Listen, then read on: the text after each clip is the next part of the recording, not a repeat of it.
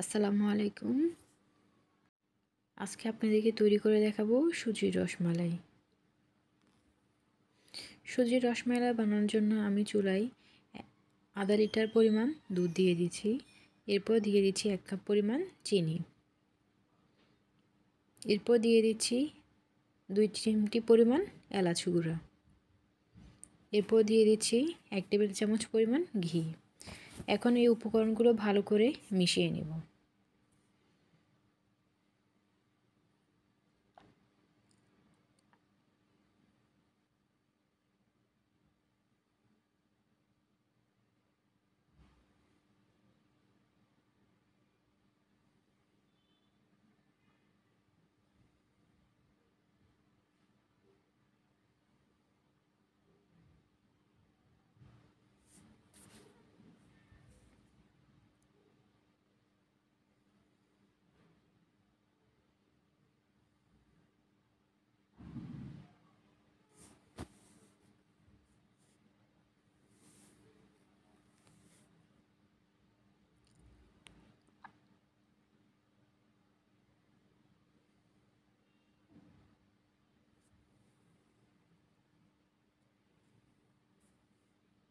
উপকরণটা মিশানো হয়ে গেছে।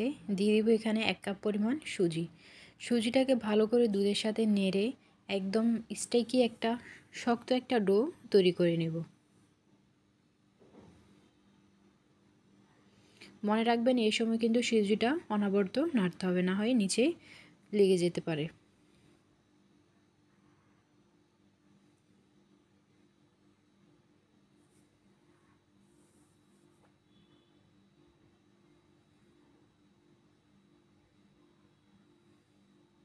দেখুন সুজিটা অনেকটাই স্টিকি হয়ে এসেছে, আগের থেকে অনেকটা বেশি শক্ত হয়ে এসেছে। যখন দেখবেন ফ্রাই প্যানের গায়ে থেকে নিজে নিজে উঠে যাচ্ছে তখন এটা নামিয়ে নেবেন।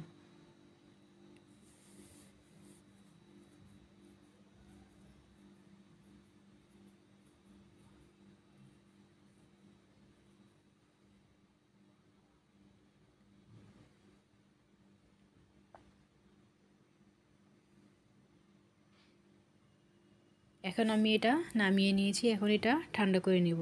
ঠান্ডা করা হয়ে গেলে এখানে দিয়ে দেব 1 চামচ পরিমাণ ময়দা।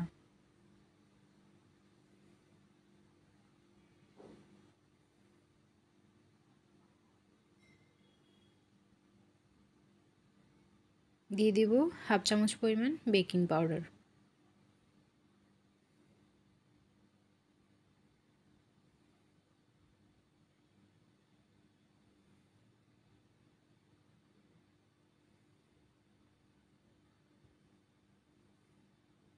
দিয়ে দিব গুঁড়া দুধ 1 চামচ পরিমাণ। এখন এই উপকরণগুলো ভালো করে মিশিয়ে নেব।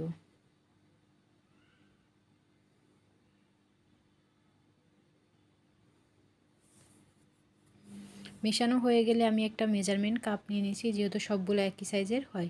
মেজারমেন্ট কাপের মধ্যে আমি ঘি ব্রাশ করে নিচ্ছি।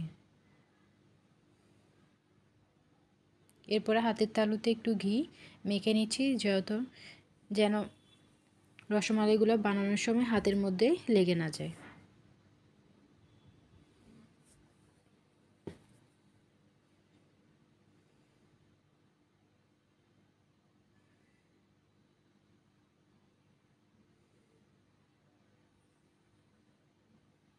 দেখুন 2 হাতের তালু দিয়ে এটা গোল গোল করে ঘুরিয়ে এরপর একটু লম্বা করে নিলে তৈরি হয়ে যাবে রসমালাই।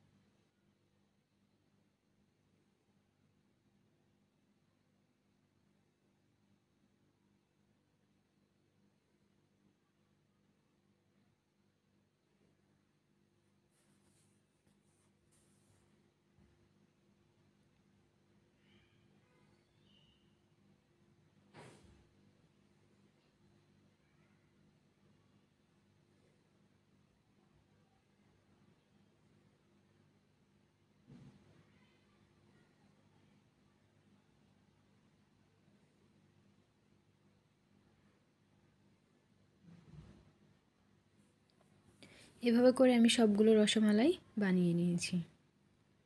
এখন চুলায় এখানে 1 লিটার পরিমাণ দুধ দিয়ে এখানে দিয়ে দিচ্ছি 1.5 কাপ পরিমাণ চিনি। এরপর দিয়ে দিচ্ছি একটা এলাচ মাঝখান থেকে ছিঁড়ে। এরপর দিয়ে দিচ্ছি এখানে 1 টেবিল চামচ পরিমাণ গুঁড়ো দুধ। এখন দুধগুলো ভালো করে ফুটে আসবে তখন এলাচের ছিলকাগুলো উঠিয়ে ফেলে দিব। এরপর দিয়ে দিচ্ছি এখানে কাঠবাদাম কুচি, পেস্তা বাদাম কুচি, কাজু বাদাম কুচি আর কিশমিশ কুচি। এরপরে আমি এখানে একটু হালকা কালার হওয়ার জন্য ফুড কালারটা ইউজ করব। আমার হাতের কাছে জাফরানটা না থাকার কারণে আমি ফুড কালারটা ইউজ করছি। আপনারা চাইলে এখানে জাফরানটা ইউজ করতে পারেন। যখন দুধটা নাড়তে নাড়তে অনেকটাই ঘন হয়ে আসবে এরপরে এখানে দিয়ে দেব রসমালাইগুলো।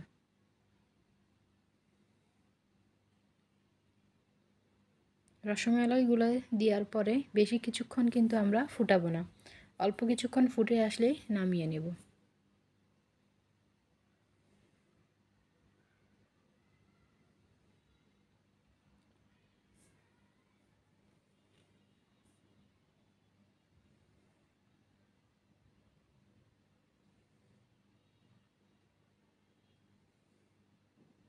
দেখুন কি সুন্দর রসমালাইগুলো হয়েছে।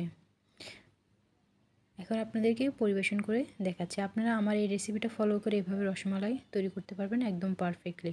আসসালামু আলাইকুম, সবাই ভালো থাকবেন।